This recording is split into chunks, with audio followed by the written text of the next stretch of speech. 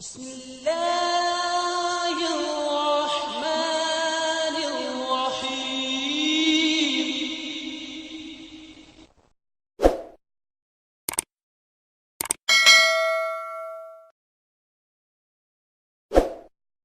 اللہ تعالیٰ مرزا، ایک سوال ہمارے پاس آف لائن بھی موصول ہوا ہے شیخ شکیل احمد وکیل صاحب جو کہ انڈیا سے، انہوں نے یہ سوال ہمیں ای میل کے ذریعے سے بھیجا ہے۔ میں محترم شیخ مجاہد احمد صاحب شاذلی سے کرنا چاہتا ہوں کہ ہم احمدی خدا تعالیٰ سے کس طرح تعلق قائم کر سکتے ہیں، یہ ان کا سوال ہے۔ اگرچہ ہمارے پروگرام میں بھی خدا تعالیٰ سے جڑنے کے تعلق سے جو مختلف ذرائع ہیں اس کے بارے میں بات ہوگی، لیکن اختصار کے ساتھ اس وقت میں آپ سے یہ جواب چاہتا ہوں۔ جزاک اللہ تعالیٰ سے تعلق قائم کرنے کا خود اللہ تعالیٰ نے طریقہ قرآن مجید میں بیان فرمایا ہے، اور قرآن مجید کی شروعات میں ہی سورہ فاتحہ میں ہی اللہ تعالیٰ نے وہ طریقہ بیان فرمایا ہے۔ اللہ تعالیٰ نے بیان فرمایا کہ اگر خدا تعالیٰ سے تعلق قائم کرنا ہے تو اس نے دعا کا طریقہ سکھایا ہے، اہدنا الصراط المستقیم کی دعا سکھائی ہے۔ ہم نے جس ہستی کے ساتھ اپنا تعلق قائم کرنا ہے وہ ہستی کے مانند اور کوئی بھی چیز نہیں ہے۔ جو اس نے اپنے طریقے بیان فرمائے ہیں ان میں بنیادی طریقہ یہی ہے کہ دعا کے ذریعہ خدا تعالیٰ سے اس کے تعلق کے بارے میں مانگا جائے۔ حضرت مسلم موعود رضی اللہ تعالیٰ عنہ نے ایک جگہ بیان فرمایا، غالباً کتاب ذکر الہی میں، کہ اگر ایک شخص کسی سے ملنے جائے اور اس کے گھر میں دروازے پر ایک کتا بندھا ہو، جب وہ جانا لگے کتا بھونکے اور وہ اندر نہیں داخل ہو سک رہا تھا، تو آخر اس کا حل کیا ہوگا؟ لازمی نتیجہ ہے کہ وہ مالک کو آواز دے گا کہ اپنے کتے کو باندھو تاکہ میں گھر کے اندر داخل ہو جاؤں۔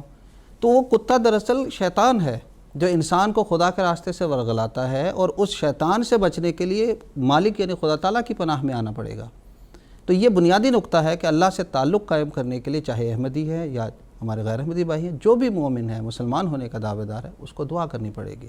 دوسرا طریقہ جو قرآن مجید نے ہی بیان کیا وہ ہے اطاعت۔ دعا کے ساتھ ساتھ اطاعت کرنی پڑے گی کہ اللہ تعالیٰ نے جو باتیں قرآن مجید میں بیان فرمائی ہیں وہ اس پر کامل اطاعت کی جائے۔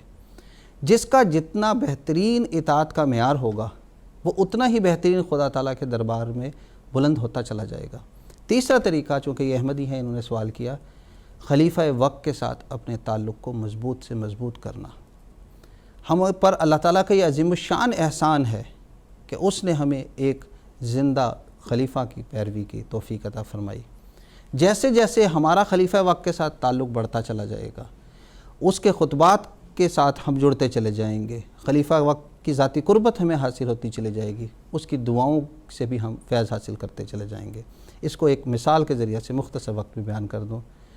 حضرت صلی اللہ علیہ وسلم پر 40 سال کی عمر میں نماز فرض ہوئی، 63 سال کی عمر مبارک تھا آپ نماز پڑھتے رہے۔ آپ جب نماز پڑھاتے تھے، امام تھے، تو آپ اس میں دعا کرتے اہدنا الصراط المستقیم۔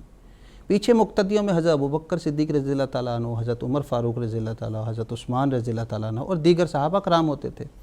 دعا ایک ہی تھی، اہدنا الصراط المستقیم، لیکن وہ دعا مقتدیوں کے لیے الگ الگ نتائج ظاہر کر رہی تھی۔ اس دعا کے نتیجے میں ایک شخص صدیق بن گیا، کوئی شہید بن گیا، کوئی صالح بنے، کوئی مومنین بن گئے۔ اس دعا نے الگ الگ نتیجہ کیا۔ خلیفہ وقت تو تمام احمدیوں کے لیے دعائیں کر رہا ہے، ان کی روحانیت کی ترقی کے لیے، ان کی بہتری کے لیے۔ جس طرح جس کا اس خلیفہ کے وقت کے ساتھ بہترین قربت کا تعلق ہوگا، وہ اللہ تعالیٰ کی ذات کے ساتھ جڑتا چلا جائے گا۔ اللہ تعالیٰ ہمیں اس کی توفیق عطا فرمائے۔ جزاکم اللہ تعالیٰ جزا۔